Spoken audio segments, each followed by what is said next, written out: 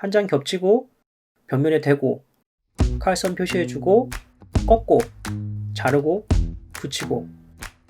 참 쉽죠? 제가 이사를 하면서 시공했던 것들 중에 후회하는 게 몇 가지 있는데, 그 중에 가장 후회되는 게 두께 1.8T에 가장 얇은 장판으로 바닥을 시공한 거였어요. 여기 보이시는 것처럼 바닥이 곳곳이 상처투성이고 의자나 테이블이 놓인 곳은 울거나 밀렸죠.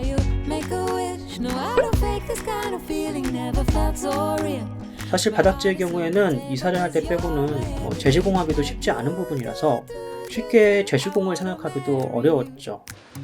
그러던 중에 예전에 작은 방에 간단히 리폼할 수 있는 쉬움 장판이라는 걸 제공해 주셨던 현대 LNC에서 이번에는 셀프 시공용 데코 타일을 지원해 주셨습니다.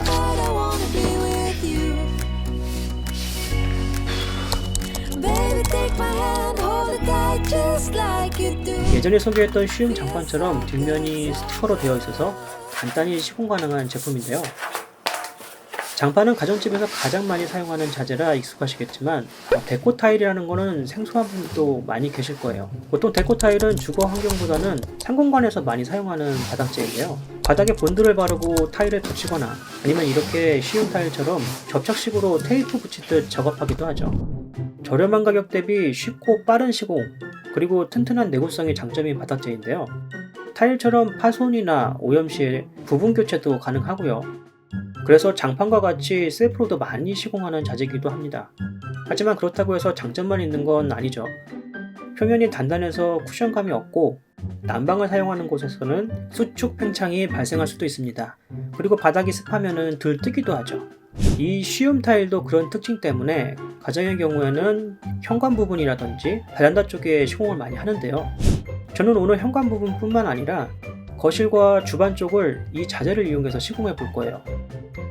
보통 난방을 하는 가정의 온돌 바닥에는 수축 팽창이 일어나기 때문에 보통은 데코 타일을 사용하지 않죠. 이건 이 제품의 설명란에도 주의사항으로 나와 있습니다. 하지만 저희 집의 경우에는 잠을 자는 방을 빼고는 바닥 난방을 하지 않기 때문에 과감히 거실과 주방에도 시공을 시도해 보기로 했습니다.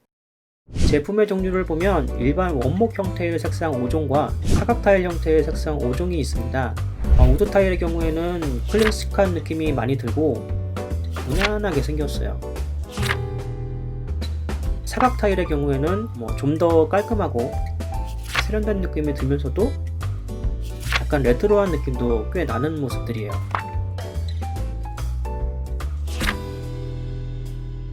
저는 대리석 타일의 느낌을 내보고 싶어서 화이트 마블을 선택했고요. 제품의 가격은 한 박스당 만원 후반대로 한 박스로 0.5평을 시공할 수 있으니까 참고하시고요. 여기 보이시는 거실과 주방의 경우에는 6평이 조금 넘는 크기라 13박스가 필요했습니다. 우선 시공을 위해서 짐들을 전부 비우고 장판 끝단에 붙여진 곱돌이들을 전부 제거해줬습니다.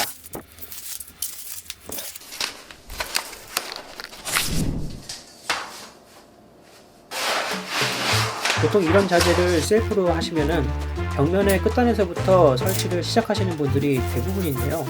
벽면이 우리가 생각하는 것보다 똑바른 직선이 아니라서 삐뚤삐뚤하게 시공이 될 수도 있어요. 그래서 적당한 위치에 기준을 두고서 그 기준 타일에서부터 틈없이 촘촘히 붙여나가는 것이 작업하는 데 훨씬 효율적으로 작업을 할 수 있을 거예요. 틈이 없게 모서리에 정확히 밀착해서 힘을 주어 밀어주면서 붙여나가면 됩니다.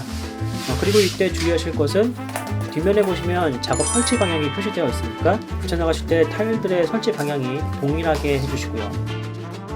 이런 식으로 먼저 자르지 않고 설치할 수 있는 부분들을 전부 붙여준 다음에는 벽면과 맞닿는 타일들을 작업할 차례입니다.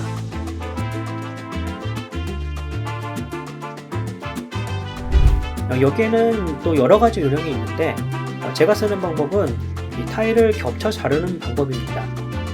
작업할 타일을 바로 옆에 위치한 타일 위에 정확하게 포개 놓고요. 그 다음에는 다른 타일 하나를 설치할 벽면에 다시 포개에 대줍니다. 그리고서는 반대편 부분을 칼로 한두 번 쭉 그어준 다음에 칼선을 따라서 한번 접어만 주면 쉽게 타일이 접어집니다. 이 접힌 부분을 칼로 잘라주고 나서 설치해주면 벽면에 딱 맞게 타일이 들어갑니다. 이렇게 조금 더 복잡한 부분도 이런 방식으로 작업이 가능합니다. 벽면에 대고 칼선 표시해주고, 벽면에 대고 칼선 표시해주고, 벽면에 대고 꺾고 자르고 자르고. 비교적 모양이 특이해도 잘 맞게 재단이 됐죠. 참 쉽죠. 자로 치수를 측정하거나 타일에 펜으로 표기를 하지 않아서 간편하고 비교적 정확하게 타일 크기를 자를 수 있죠. 그리고 시공 중간에 느낀 건데, 접착제 부분이 생각보다 끈적거려서 작업을 계속하다 보면 접착제가 손에 조금씩 묻게 돼요. 이것을 가끔씩 닦아내지 않고 계속 작업을 하다 보면 접착제가 뭉쳐가지고 타일 틈새나 아니면 손을 디딘 곳에 묻어버려서 나중에 하나씩 닦아내기가 번거로우니까 이거는 주의를 해주시는 게 좋을 것 같아요. 아무튼 타일을 전부 깔고 나서는 이렇게 기존 몰딩 부분에 목도리를 다시 한번 쭉 돌려줬습니다. 자, 작업 완성입니다. 조금은 칙칙했던 거실과 주방 바닥이 깔끔하게 변신했습니다. 타일 설치 작업만 한 3시간 정도가 걸렸고요. 작업 후에 느낀 점은 우선 간편하다입니다. 이전에 시공해봤던 셀프 장판, 쉬움 장판보다도 더 작업이 쉬웠는데요. 단단한 블록 형태라서 붙이기가 훨씬 쉬웠어요.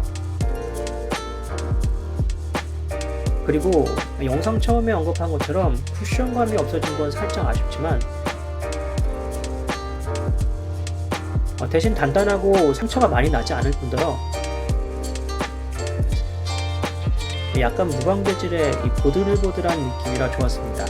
진짜 대리석 타일은 아니지만 또 대리석 느낌도 나고요. 그리고 현관 타일 부분도 콘크리트 색상으로 깔끔하게 변했고요.